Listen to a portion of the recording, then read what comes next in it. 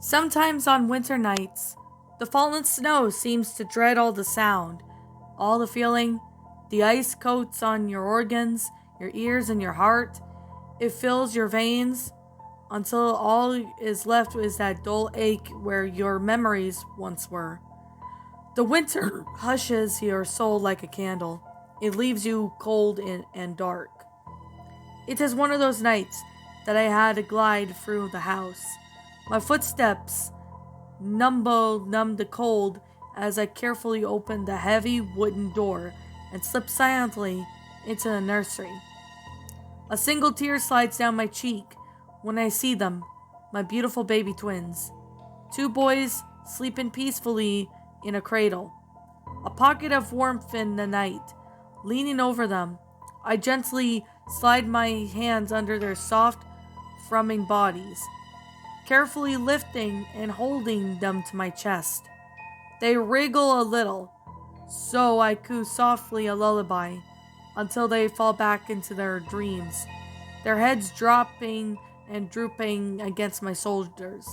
They feel so warm, so pure in my arms. On nights like this, I remember things long buried in the deep recesses of my mind, things that I haven't thought about it for years. I even remember my steps, the way my stockinged feet felt, trembling yet eager against the cold, hard ground. I remember my 21st birthday, my first sip of champagne. That night world tipped me over oblation before swinging back around to face the stairs. I remember my way you used to touch me, soft but firm, a beacon in the dark of that night. I miss the way you used to hold me, like I was radiant being, like I was the only thing that mattered. Of course, that was all before you lost your way, before you found your new love in the bottle. Now, you have all forgotten that I exist. Upon realizing this, it is almost instinctive the way I turn around, still holding the twins, the way I hug them close and guide them down the hall. Stooping in the living room, I stand silently gazing down at you, where you slump, pass out on the couch. I wait for some vintage of our love to resurface. Wait for you to ache and give me one reasonable stay. Then I continued opening the front door to the radiant darkness of a snowy night, shutting it behind me. The night air is freezing, but I hardly felt it, and neither do my precious boys. These children deserve better than this, than you. They deserve love and affection, hope and warmth. They deserve the sound of birds in the morning and the whispers of the pine trees at night. They deserve happiness. All this world has to offer is heartbreak. Sometimes on winter nights, some part of me begins to ask those strange things, irrefutable questions, ones that linger in the dark, ones that have no clear answers. I wonder if there is a life after this. I wonder if this is all just a dream. I wonder if there's anything we do really matters. If you ever loved me, if you ever did, then you will know where to find me, where to find our children. You will follow my footsteps through the fallen snow. I remember the way you used to kiss me, the way you used to sway in each other's arms. You will finally feel your heart stir, feel your tears fall as you search for us, as you beg us for forgiveness. Your heart will bleed and cry. You will search and you will search and you will search, high and low, far and wide, and eventually you will find us. Peaceful and unforgiving, your beautiful children, forever sleeping on my frozen grave. And that, my little pretties, was On Winter Nights, a creepypasta. My final thoughts on this story? I actually thought this was like quite of a bit of a sad story, a bit. And the reason why for that is because this story is basically about a wife who used to be married to a husband, but then unfortunately they somehow got a divorce or something like that. And unfortunately, as I'm saying this, what was I gonna say? Oh yeah. And when the protagonist of the story is basically a woman, she loves her boys and she's like, on winter nights I do this, I do that. So that's basically where I'm coming from. I mean, it's kind of sad that she lost her husband or something. I think the husband and her got a divorce or something like that. I honestly do not know much, but only the author of the story can, state why that's the case. But I honestly found this one to be a good story.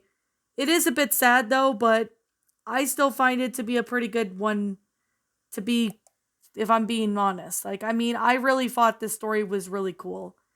Like, cool as in how well made the story is, as well as the good concept of it. Well, I definitely could say it is short, but we don't really know much about what happened to the husband of the story. Like, basically, the wife or the protagonist of this story is talking about it, and we have no idea, what happened with the husband and her. So, all I can really say is that, well, that's the all I could really say is, we don't really know much about, what happened.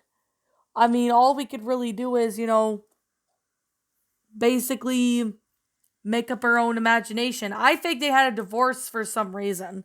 I mean, we don't really know why, but I think they had a divorce, or, yeah, pretty much because it says it all. They had a divorce or something, or the husband left her.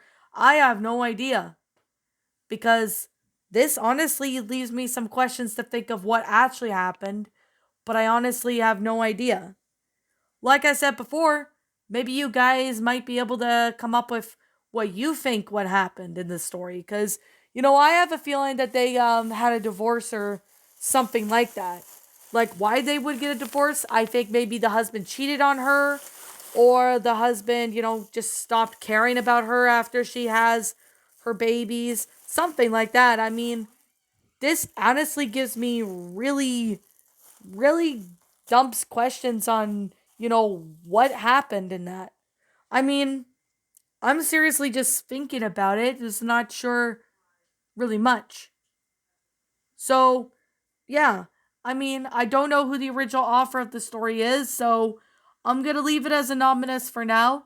If I ever find out who the original author is, I'll be sure to give the author proper credit. So, like, if he or she were to see this story and they happen to be the author of the story, yeah, they can let me know in the comments below, and I'll be sure to give them proper credit.